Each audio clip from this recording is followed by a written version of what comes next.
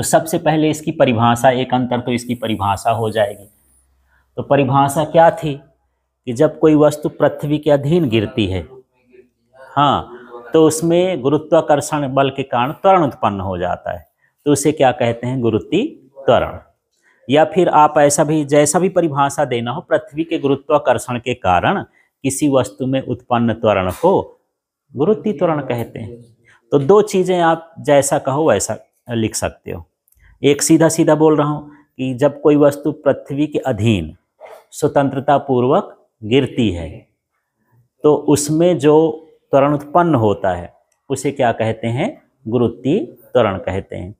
जैसे मान लो आप पत्थर फेंक दिए तो पत्थर की स्पीड धीरे धीरे कम होगी और फिर वो कहाँ गिरेगा, नीचे गिरेगा। जब नीचे गिरेगा तो धीरे धीरे उसकी स्पीड क्या होगी, बढ़ेगी। तो उसकी स्पीड जो घटा रहा है और बढ़ा रहा है, वो कौन घटा बढ़ा रहा है, पृथ्वी घटा बढ़ा रही है। तो स्पीड का घटना बढ़ना क्या कहलाया, त्वरण। तो क्या कहला गया, गुरुत्वीय त्वरण। तो क्या परिभाषा लिखोगे, हाँ, पृथ्वी के गुरुत्वाकर्षण के कारण, ये वाला लिख लो, पृथ्वी के गुरुत्वाकर्षण के कारण किसी वस्तु में उत्पन्न त्वरण को गुरुत्वीय त्वरण कहते हैं। ठीक है। अब यहाँ पर गुरुत्वाकर्षण नियतांक था, तो हम कल एक सूत्र पढ़े थे और मैं बोला था कि आपको कुछ भी आ जाए तो ये वाला सूत्र याद रखोगे तो इससे सारी परिभाषा भी बन जाती है ना। इस तरह से इसका गुरुत्वाकर्षण का सूत्र भी बनता है, परिभाषा भी बनता है और गुरुत्वाकर्षण नियतांक भी बनता है।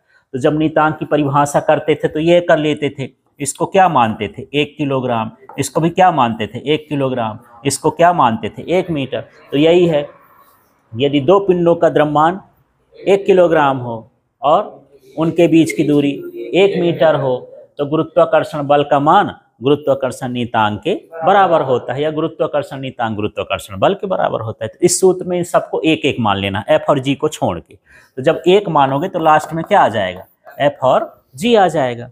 तो न सूत्र लिखना है न इनका मान बताना है, सीधे परिभाषा लिख देना है। तो क्या लिखोगे,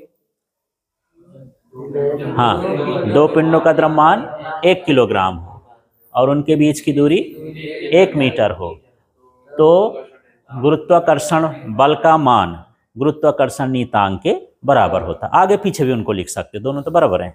ये परिभाषा हो गई। परिभाषा के बाद यहाँ क्या लिखेंगे हम, मात्रक। तो इसका मात्रक क्या था यार, मीटर प्रति सेकेंड स्क्वायर।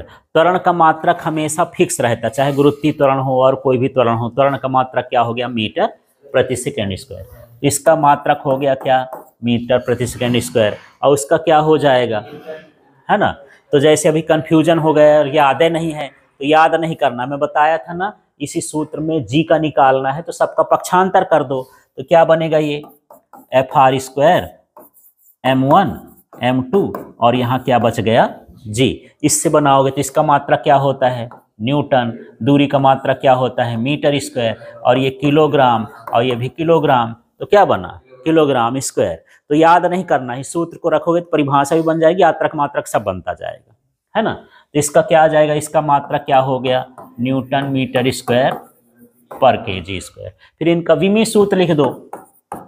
तो इसका विमीय सूत्र है ना, तो ये क्या हो जाएगा, ये मीटर माने एल, मीटर का मतलब एल दूरी है, तो एल हो गया।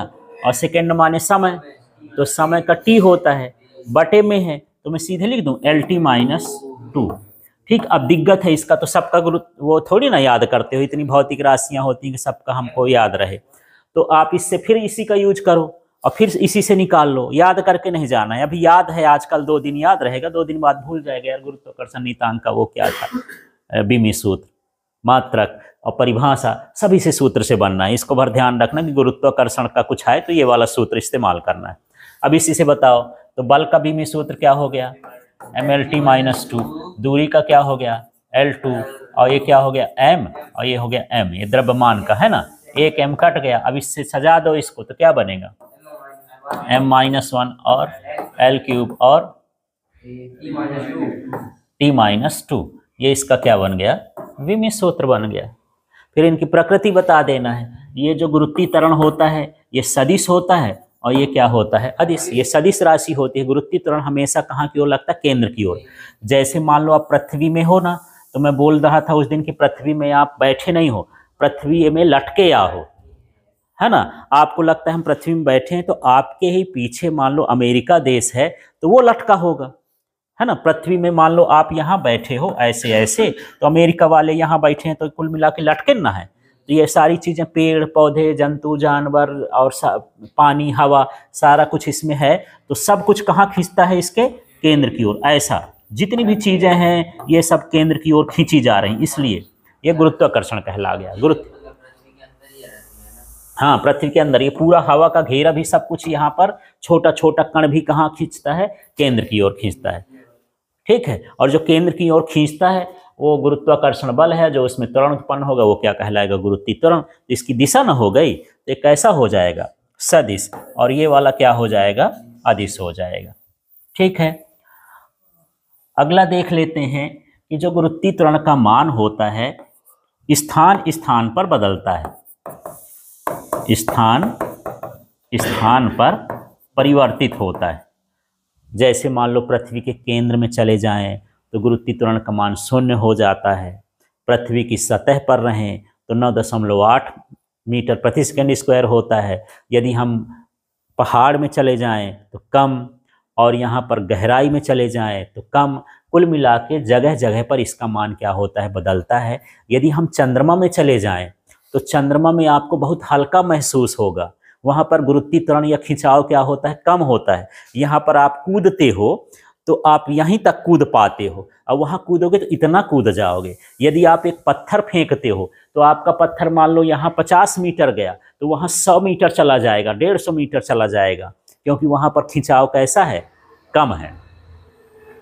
ठीक है, ऐसा है। लेकिन मान लो आप उसमें चले गए बृहस्पति में, बृहस्पति एक बहुत बड़ा ग्रह है, आप घुस गए तो पैर ना उठा पाओगे, है ना, क्योंकि यहाँ पर 9.8 होता है और वहाँ 279 के करीब होता है। इसका 27 गुना होता है वो क्या कहना, गुरुत्वीय त्वरण। आप उठे ना पाओगे, एक बार सो गए तो करौटा ना ले पाओगे वहाँ जाके, इतना उसमें खिंचाव होता है बृहस्पति में। ठीक है, ऐसा है। तो यहाँ पर हम ये देख रहे हैं कि हर ग्रह के लिए और हर उपग्रह के लिए जो गुरुत्वीय त्वरण का मान है वो कैसा है, भिन्न भिन्न है, अलग अलग है ना। तो गुरुत्वीय त्वरण का मान कैसा होता है, सब जगह अलग अलग होता है। सूर्य का गुरुत्वीय त्वरण और अधिक होता है, इसलिए तो सबको चक्कर लगवा रहा है, बड़ा बड़ा मालिक है वो। ठीक है, ऐसा। और इसका मान क्या होता है, नियत रहता है। पूरे ब्रह्मांड में कैसा होता है, नियत। ठीक है, पूरे ब्रह्मांड में एक चाहे हम चंद्रमा जाएं, पृथ्वी जाएं, सूर्य जाए, कहीं भी चले जाएंगे, गुरुत्वाकर्षण नियतांक का मान कैसा रहेगा, नियत रहेगा। ठीक है।